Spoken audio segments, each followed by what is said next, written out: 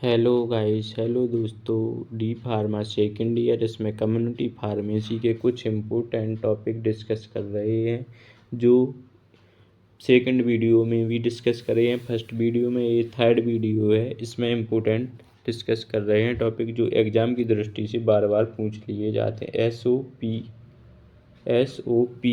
S क्या है, इसका फुल फॉर्म भी पूछ लिया जाता है। स्टैंडर्ड ऑपरेटिंग प्रोसीजर है। एस स्टैंडर्ड ऑपरेटिंग प्रोसीजर है। क्या है? स्टैंडर्ड ऑपरेटिंग प्रोसीजर है। एस एक डॉक्यूमेंट्स होता है। क्या होता है? एक डॉक्यूमेंट्स होता है जो किसी ऑर्गेनाइजेशन में वर्क कर रहे कर्मचारियों को दिया जाता है। इसमें जो कर्मचारियों द्वारा जो वर्क किया जाता है उन्हें कैसे स्टेप बाय स्टेप करना है, इसके गाइडलाइंस दिए गए होते हैं। इसमें कर्मचारियों द्वारा किए जा रहे कार्य की गुणवत्ता अच्छी होती है। इसमें अलग अलग कार्यों को करने के लिए अलग अलग कर्मचारियों की जिम्मेदारी पहले से दी गई होती है। एस ओ पी क्या है? इसकी डेफिनेशन आसान भाषा में क्या है? एस एक डॉक्यूमेंट होता है जो किसी ऑर्गेनाइजेशन में वर्क कर रहे कर्मचारियों को दिया जाता है। इसमें जो कर्मचारियों जो वर्क किए जाते हैं उन्हें कैसे स्टेप बाय स्टेप करते हैं, इसकी गाइडलाइंस दी जाती है, यानी प्रैक्टिस दी जाती है। जैसे कि कोई फार्मासिस्ट है, उसकी ट्रेनिंग कंप्लीट हो गई, उसे गाइडलाइंस सरकार के नियमों का पालन करना चाहिए। इसमें डॉक्यूमेंट्स होते हैं। एस एक डॉक्यूमेंट्स होता है, यह सर्टिफिकेट मिलता है। इसके object of standard operating procedure क्या है? इसके ऑब्जेक्टिव देख लेते हैं। कुछ ऑब्जेक्टिव हैं। Objective of standard operating procedure: pharmacy सेवाओं का प्रभावी और कुशल प्रबंधन करना, मरीजों को उनकी चिकित्सीय ज़रूरतों के अनुरूप उचित मात्रा में दवाएं मिलें, यह फार्मासिस्ट की रिस्पॉन्सिबिलिटी होती है। दवा के चयन, परचेस, कंट्रोल, स्टोरेज, डिस्ट्रीब्यूटर में WHO और राज्य या केंद्र सरकार के द्वारा गाइडलाइंस का पालन सुनिश्चित करना है। ये ऑब्जेक्टिव हो गए स्टैंडर्ड ऑपरेटिंग प्रोसीजर के SOPAS। इसके कुछ एडवांटेज हैं। क्या क्या फ़ायदे हैं? इसमें फार्मेसी में दी जाने वाली सेवाओं की गुणवत्ता में सुधार होता है। इसमें नए नए आए हुए स्टाफ को उनके कार्यों में समझने में मदद मिलती है। नेक्स्ट पॉइंट है, इसमें फार्मेसी में कार्य करने वाले कर्मचारियों की जिम्मेदारी सुनिश्चित होती है। जो फार्मेसी में है उसमें काम करने वाले कर्मचारियों की जिम्मेदारी सुनिश्चित होती है। अगला पॉइंट है, इसमें फार्मेसी में दी जाने वाली सेवाओं का लेवल एक समान कांस्टेंट बना रहता है। नेक्स्ट पॉइंट है, इसमें फार्मेसी में दी जाने वाली सेवाओं में गलती होने की संभावना बहुत कम होती है। इसमें फार्मेसी में जो सेवाएं दी जाती हैं उसमें गलती होने की संभावना बहुत कम होती है। सभी स्टाफ मिलकर वर्क करते हैं। जो कम्युनिटी फार्मेसी होती है उसमें सभी स्टाफ मिलकर वर्क करते हैं, जिससे सहयोग की भावना बढ़ती है। जैसे कि हॉस्पिटल है, उसमें फार्मासिस्ट ज़्यादा है, वह स्टाफ होते हैं वे मिलकर वर्क करते हैं, जिससे सहयोग की संभावना बढ़ती है। नेक्स्ट पॉइंट है, इससे राज्य और केंद्र सरकार और ड्रग से जुड़े सभी कानूनों का पालन करना आसान हो जाता है। नेक्स्ट पॉइंट है, किसी भी स्टाफ को कौन सा कार्य कब करना है और पता चलता है, किसी तरह का भ्रम नहीं रहता है और सभी कार्य समय पर होते रहते हैं। ये इम्पोर्टेंट टॉपिक है, एग्जाम में बार बार पूछ लिया जाता है। प्रिस्क्रिप्शन क्या है? प्रिस्क्रिप्शन एक रजिस्टर्ड मेडिकल प्रैक्टिशनर, इसका शॉर्ट फॉर्म है RMP की तरह से फार्मासिस्ट को लिखा गया एक ऑर्डर होता है। प्रिस्क्रिप्शन है जो डॉक्टर के द्वारा लिखा गया एक पर्ची होती है या ऑर्डर होता है जो कि फार्मासिस्ट को मरीज के लिए दवाओं की कंपाउंडिंग या डिस्पेंसिंग करने को कहते हैं। प्रिस्क्रिप्शन में फार्मासिस्ट और पेशेंट के लिए दिशा निर्देश भी हो सकते हैं और प्रिस्क्रिप्शन को इंग्लिश में लिखा जाता है।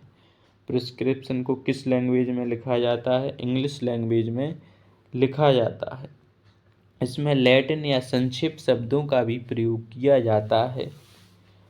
प्रिस्क्रिप्शन का एक टिपिकली फॉर्मेट होता है जो निम्न है। यदि एग्जाम में आ जाए प्रिस्क्रिप्शन की डेफिनेशन तो क्या लिखना है? प्रिस्क्रिप्शन एक रजिस्टर्ड मेडिकल प्रैक्टिशनर की तरह से फार्मासिस्ट को लिखा गया एक ऑर्डर है। क्या है? एक ऑर्डर है जो कि फार्मासिस्ट को मरीज के लिए दवाओं की कंपाउंडिंग या डिस्पेंसिंग करने को प्रिस्क्रिप्शन कहते हैं। प्रिस्क्रिप्शन में फार्मासिस्ट और पेशेंट के लिए दिशा के निर्देशों का पालन करना होता है और प्रिस्क्रिप्शन को इंग्लिश में लिखा जाता है। यह लैटिन भाषा में और संक्षिप्त शब्दों में लिखा जाता है। प्रिस्क्रिप्शन का एक टाइपिकली फॉर्मेट होता है जो निम्न है। Part of prescription. प्रिस्क्रिप्शन के कुछ पार्ट होते हैं। इसमें सबसे पहले नेम, एज, सेक्स यानी मेल या फीमेल है, एड्रेस ऑफ द पेशेंट। इसमें सुपर प्रिस्क्रिप्शन होता है, थर्ड होता है इंस्क्रिप्शन होता है, फोर्थ होता है सब्सक्रिप्शन होता है, फिफ्थ होता है सिग्नेचर होता है और सिक्स होता है रिन्यूअल इंस्ट्रक्शन होता है, सेवन होता है signature address registration number of prescriber होता है। इसमें पहला पॉइंट डिस्कस करेंगे। इसमें क्या है? पहले पॉइंट में है name, age, sex, address of the patient. इसमें आप लोग टेंशन नहीं लें, अपनी लैंग्वेज में भी लिख सकते हैं। ये कम्युनिटी फार्मेसी है, बस थोड़ी समझ कर लिखें कि क्या लिखना है, ये क्वेश्चन क्या पूछ रहा है। यह फार्मासिस्ट को प्रिस्क्रिप्शन किस डेट को लिखा गया है यह बताता है। नेक्स्ट पॉइंट है ऐसा प्रिस्क्रिप्शन जिसमें कि नारकोटिक ड्रग होती है और उसमें डेट जरूर लिखा जाना चाहिए। थर्ड है जिससे कि प्रिस्क्रिप्शन के दुष्प्रयोग को रोका जा सके, क्योंकि अगर डेट नहीं होगी तो एक ही प्रिस्क्रिप्शन बार बार मरीज के द्वारा लाया जा सकता है, इसीलिए प्रिस्क्रिप्शन पर डेट जरूर होनी चाहिए। अगला पॉइंट है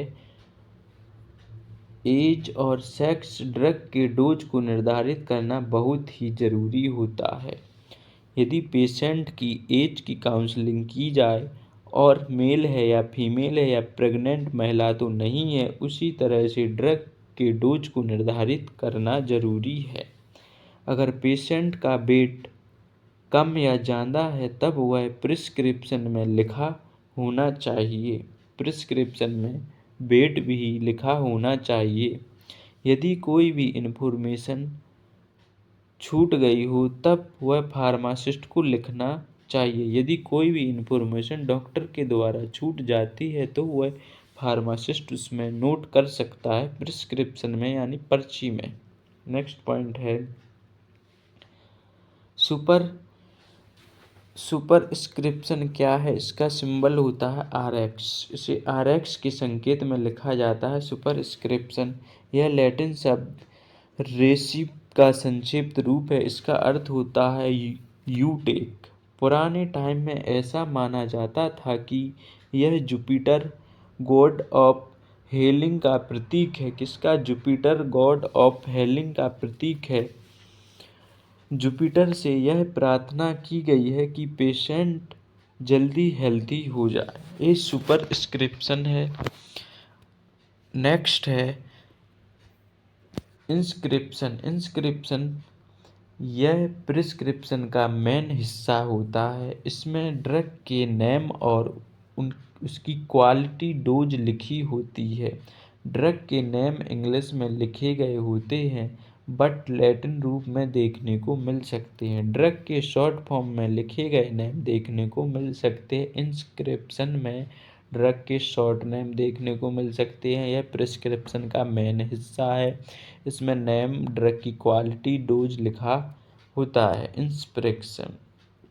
नेक्स्ट है सब्सक्रिप्शन। सब्सक्रिप्शन क्या है? सब्सक्रिप्शन को फिजिशियन की तरह से फार्मासिस्ट के लिए निर्देश लिखे गए होते हैं।